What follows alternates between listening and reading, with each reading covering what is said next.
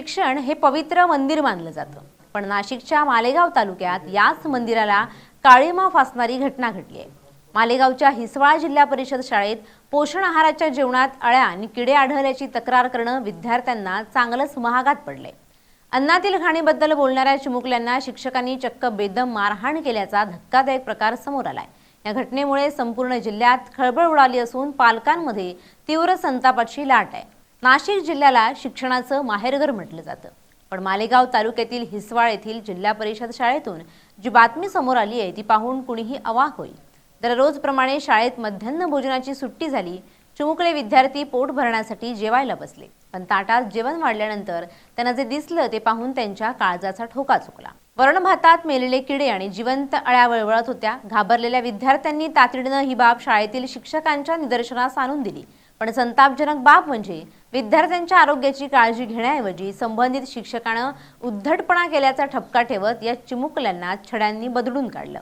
आम्ही जेवायला बसलो होतो तेव्हा जेवणात किडे दिसले। आम्ही सरांना सांगितलं की यात अळ्या आहेत, पण सरांनी आमचं ऐकलं नाही आणि आम्हालाच मारलं। आम्हाला खूप भीती वाटली असं विद्यार्थ्यांनी म्हटलंय।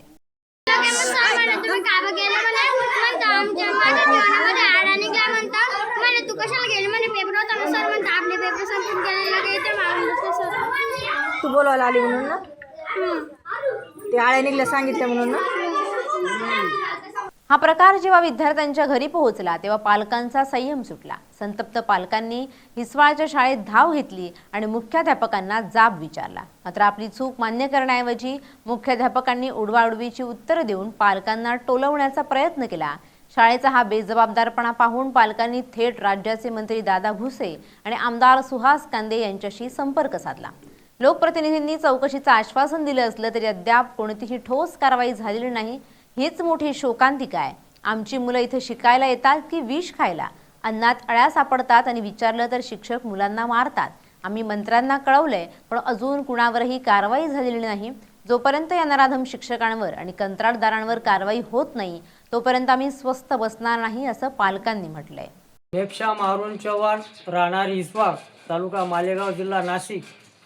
हिसवाळ गावातील जिल्हा परिषद शाळेत लहान मुलांना पोषण आहार म्हणून शिजून देणारं भात व चवळीची भाजी, त्याच्यात पूर्ण आड्या व किडे जेवण करत असताना निघालं।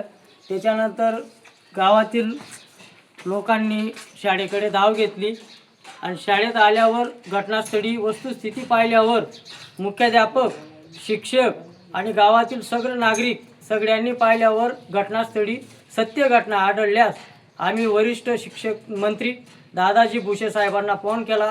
त्याच्यानंतर आमचे आमदार सुहासांना कांदे यांना फोन केला। त्यांनी तात्काळ वरिष्ठ अधिकाऱ्यांना इथं हिसवाळला पाठवून तात्काळ त्यांनी चौकशी केली, तर त्याच्यात सत्य आढळल्यास ते आता कायदेशीर कारवाई करतील। हा प्रश्न केवळ हिसवाळ शाळेपुरता मर्यादित नाही। महाराष्ट्रातील अनेक जिल्हा परिषद शाळांमध्ये पोषण आहाराच्या नावाखाली कुपोषण आणि आजार वाटले जात आहेत। कंत्राटदारांचे लागेबांधे आणि स्थानिक प्रशासनाचं दुर्लक्ष यामुळे विद्यार्थ्यांच्या जीवाशी खेळ सुरू आहे। जर तक्रार करणाऱ्या विद्यार्थ्यांवरच हात उचलला जाणार असेल तर पारदर्शकता राहणार कशी असा सवाल आता उपस्थित केला जातोय। अन्न हे पूर्ण ब्रह्म मानलं जातं, पण इथल्या अन्नात अळ्या आढळल्या आणि त्यावर आवाज उठवणाऱ्यांना मारहाण झाली। आता शिक्षण विभाग या गुन्हेगार वृत्तीच्या शिक्षकांवर बडतर्फीची कारवाई करणार का, की पुन्हा एकदा कागदी घोडे नाचवून प्रकरण दाबलं जाणार, याकडे सर्वांचं लक्ष लागलंय। LS मराठी, अशोक बिद्री, मालेगाव, नाशिक।